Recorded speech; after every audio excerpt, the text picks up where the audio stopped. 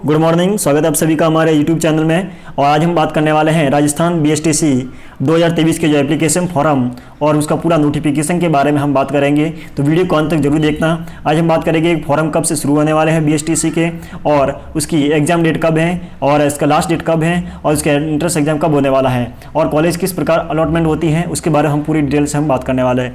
सबसे पहले मैं आपको ये बता देता हूँ कि बीएसटीसी के नाम से जो जाना जाता था उसको अब चेंज कर दिया गया है। अब आपको बीएसटीसी बहुत ही कम देखने को मिलेगा। अब किसी जगह आप राजस्थान में बीएसटीसी के कोर्स को बदलकर उसका नाम कर दिया गया है डीएलएड। ये देख सकते हैं डीएलएड के नाम से आपको जाना जाएगा। तो ध्यान रखना, कहीं भी बीएसटीसी नहीं लिखा है तो आपको घबराना नहीं है, आपको अभी इस नाम से जाना जाएगा डीएलएड के नाम से।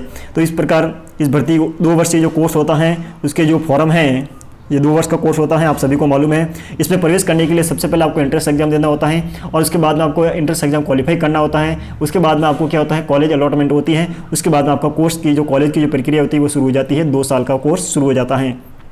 अब बात करते हैं इस कोर्स की जो फॉर्म है वो कब से शुरू होने वाला है। तो सबसे बड़ी बात ये है कि जो फॉर्म शुरू होने वाला है वो है 10 जुलाई से। यानी मैं बता देता हूँ यहाँ पर 10 जुलाई से फॉर्म शुरू होने वाले हैं। आने वाली 10 जुलाई को आप फॉर्म भर सकते हैं। 10 जुलाई 2023 की बात करते हैं। लास्ट डेट रहेगी आपको 30 जुलाई 2023 को लास्ट डेट रहेगी, और आपका जो एग्जाम होने वाला है वो अगस्त में आपका एग्जाम हो जाएगा। ठीक है, तो आपको ध्यान रखना 10 जुलाई से 30 जुलाई तक फॉर्म भर लेना, जो भी भरना चाहता है और जिसके पास भी क्वालिफिकेशन है वो भर सकता है। अब कौन कैसा भरना है वो पूरी डिटेल्स हम बात करते हैं, वीडियो को अंत तक बने रहना। मैंने बताया है कि 30 जुलाई लास्ट डेट है और एग्जाम आपका अगस्त माह में आयोजित होने की संभावना है। यानी अगस्त माह तक आपका एग्जाम हो जाएगा।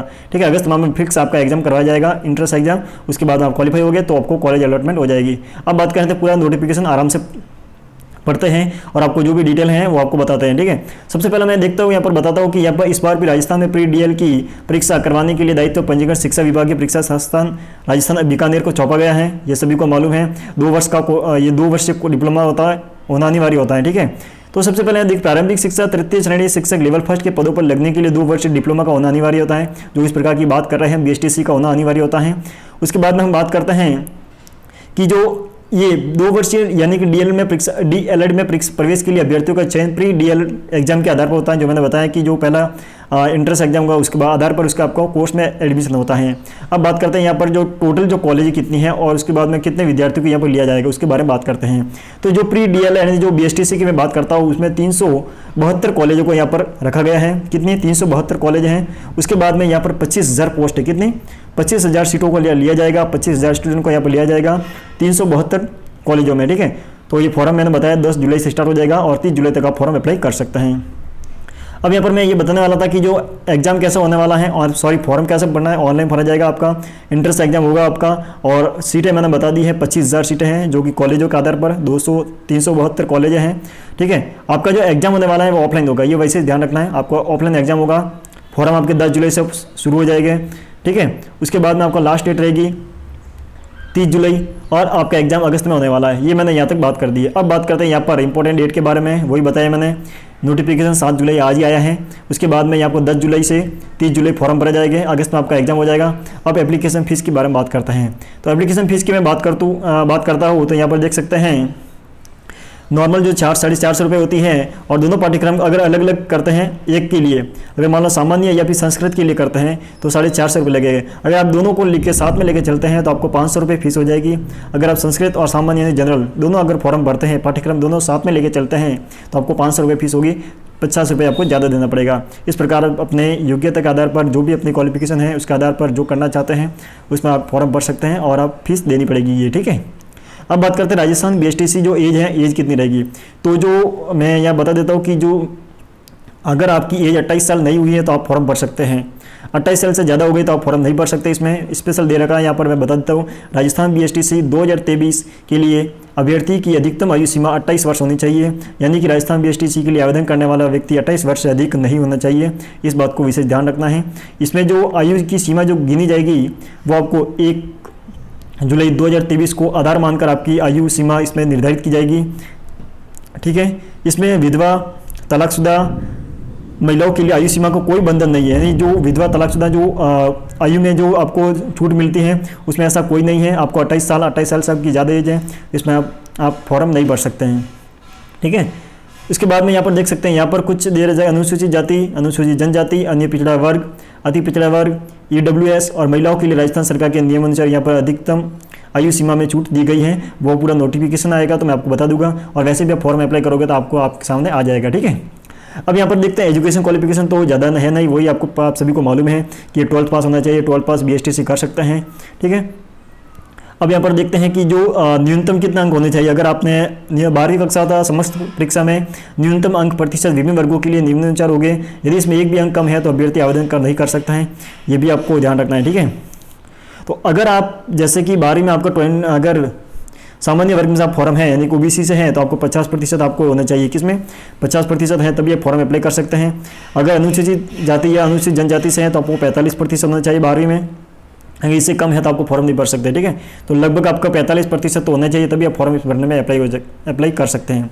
और एग्ज़ाम की जो डेट है अब वो आप सभी को एग्ज़ाम की डेट है यानी एडमिट कार्ड है वो जैसे ही अगस्त में एग्ज़ाम आएगा तो उससे एक हफ्ते पहले यानी कम से कम 7 दिन पहले आपको एडमिट कार्ड मिल जाएगा। 7 दिन पहले आपको एग्ज़ाम की डेट पता चल जाएगी और आपका कब एग्ज़ाम है वो आपको सब क्लियर आपको मैसेज पर आ जाएगा। विशेषकर ये ध्यान रखना है कि आपको जो मोबाइल नंबर डालना है वो ध्यान रख के डालना है, क्योंकि जब मोबाइल नंबर इसमें डालोगे तो जो मोबाइल नंबर आपको रेगुलर है जो चालू रहते हैं वो आपको यूज करना, ताकि जो भी नोटिफिकेशन आता है तो आपके मैसेज के थ्रू आपको यहाँ पर मिल जाएगा। ठीक है, इस बात को विशेष ध्यान रखना है। अब बात करते हैं, मैं थोड़ा सा यहाँ एग्जाम का पैटर्न बता देता हूँ कि जो इसका सिलेबस क्या रहेगा वो आपको थोड़ा सा बता देता हूँ। ठीक है, तो सिलेबस तो वही आप सभी को जानते हैं, यहाँ पर थोड़ा बहुत तो आप अगर जानते हैं तो इसको पता होगा आपको। मानसिक योग्यता की बात करते हैं तो यहाँ पर 50 प्रश्न हो गए 150 अंकों के। ठीक है, उसके बाद में सामान्य जानकारी यानी कि जीके की बात करते हैं तो यहाँ पर 50 क्वेश्चन हो गए 150 अंकों के।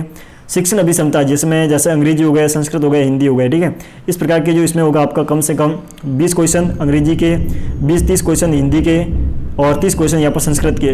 इस प्रकार से टोटल आपके 60, 90 और ये 150 नंबर हो जाएगा। ठीक है, तो इस प्रकार से आपको क्या हो जाएगा यहाँ पर फॉर्म का जो पैटर्न होगा, एग्जाम का पैटर्न आएगा 150, 150 और 150 कितना हो गया 300 नंबर का, कम 300, 350 नंबर का आपका पेपर होगा। ठीक है, देख सकते हैं यहाँ पर 90 और 90 180 और ये 180 हो जाएगा, 180 और ये 20 यानी कि आपको हो जाएगा 240 ये और ये 300, 240 और 300 टोटल, मतलब मैं आपको बता देता हूँ 240 यहाँ पर आपको गिन के बता देता हूँ। ये 300 हो जाएगा आपका 300। ठीक है, फिर 150, फिर यहाँ पर हो जाएगा 240, तो टोटल आपका मार्क कितना हो जाएगा यहाँ पर मैं बता देता हूँ।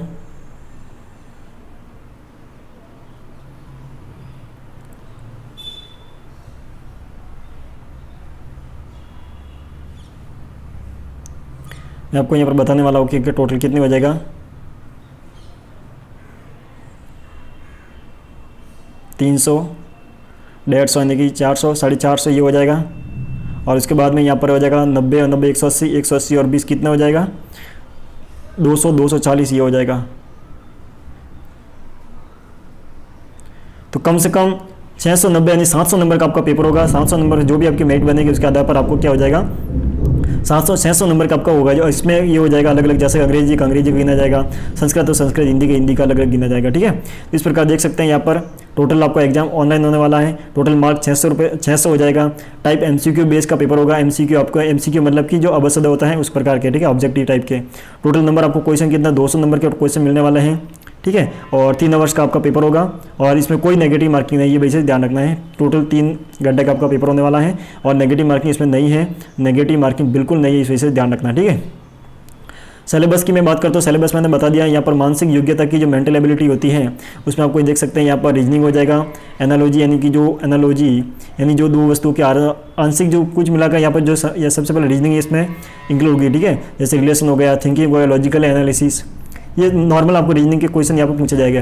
दूसरा हो जाएगा यहाँ पर राजस्थान का थोड़ा बहुत जीके पूछा जाएगा, जिसमें आप हिस्ट्री ले सकते हैं, पॉलिटी ले सकते हैं, आर्ट एंड कल्चर हो जाएगा, इकोनॉमिक्स हो जाएगा, जोग्राफिकल एस्पेक्ट हो जाएगा, टूरिज्म एस्पेक्ट हो जाएगा, सोशल एस्पेक्ट हो जाएगा। इस प्रकार से थोड़ा बहुत टॉपिक है, देख सकते हैं आराम से पूरा। ठीक है, लोक जीवन हो गया, सामाजिक जीवन, सामाजिक पक्ष, पर्यटन पक्ष, तो ये पूरा इसमें आपका सिलेबस है। टीचिंग एप्टीट्यूड की बात करते हैं यहाँ पर तो 50 क्वेश्चन होगा, जिसमें टीचिंग लर्निंग की हो गया। ठीक है, किस प्रकार से आप आपकी जो लीडरशिप होती है वो क्वालिटी वो आपको देखा जाएगा इसमें। क्रिएटिविटी यानी कि सृजनात्मक हो जाएगा। ठीक है, इस प्रकार के जो भी एक टीचर में गुण होना चाहिए, जो एक क्षमता होनी चाहिए शिक्षक में, वो उसके आधार पर आपको एक लॉजिकल प्रश्न पूछा जाएगा। ठीक है, उसके बाद में जो लास्ट पेपर होगा वो आपका एक लैंग्वेज के आधार पर, कौन सा लैंग्वेज, 20 क्वेश्चन इंग्लिश से पूछे जाएंगे, 20-30 क्वेश्चन यहाँ पर संस्कृत से पूछे जाएंगे, और अगर आपने हिंदी लिया है तो हिंदी पूछे जाएंगे। और ठीक है, तो इस प्रकार से यहाँ पर 30 प्रश्न पूछे जाएंगे। तो इस प्रकार से आपको यहाँ पर पूरा प्रश्न पूछा जाएगा और आपका पेपर का पैटर्न रहेगा। ठीक है, अब मैं जो डॉक्यूमेंट वेरिफिकेशन होगा इसमें आपको क्या क्या चाहिए, इसमें ये भी आपको मैं पूरा बता देता हूँ। 10वीं की मार्कशीट, 12वीं की मार्कशीट, आधार कार्ड, जाति प्रमाण पत्र, EWS प्रमाण पत्र है तो वो भी आपको चलेगा, और पासपोर्ट साइज के फोटो, सिग्नेचर, मोबाइल नंबर, बस ये डॉक्यूमेंट आपको चाहिए। इसके अलावा एक भी नहीं चाहिए। ठीक है, तो इस प्रकार से पूरा BSTC का फॉर्म भरा जाएगा 10 जुलाई से। तो आपको जो भी समझ में नहीं आता है तो कमेंट कीजिए, मैं वापस बताऊंगा, और कोई भी दिक्कत आती है तो मैं कमेंट कीजिए, मैं आपको सॉल्यूशन लेके आऊँगा। आई होप आपको जानकारी अच्छी लगी है, तो इस वीडियो को ज़्यादा से ज़्यादा शेयर करना, और ऐसी जानकारी पाने के लिए हमारे चैनल से जुड़े रहे। थैंक यू मित्रों, जय हिंद, जय भारत। फिर मिलते हैं एक नई वीडियो में नई जानकारी के साथ।